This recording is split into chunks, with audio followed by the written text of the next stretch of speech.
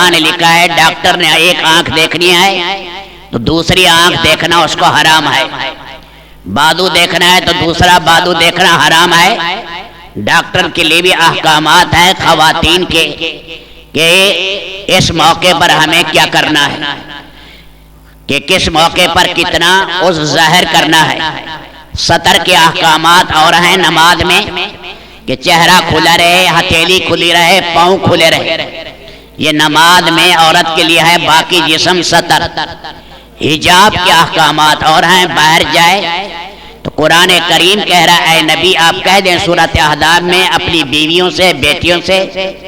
مسلمان خواتین سے یدنین علیہن من جلابیبہن، بڑی لمبی چادر لیں اسے ڈال دیں اپنے چہرے پر، دائیں آنکھ یا بائیں آنکھ تھوڑی سی کھول لیں تاکہ راستہ نظر آتا رہے۔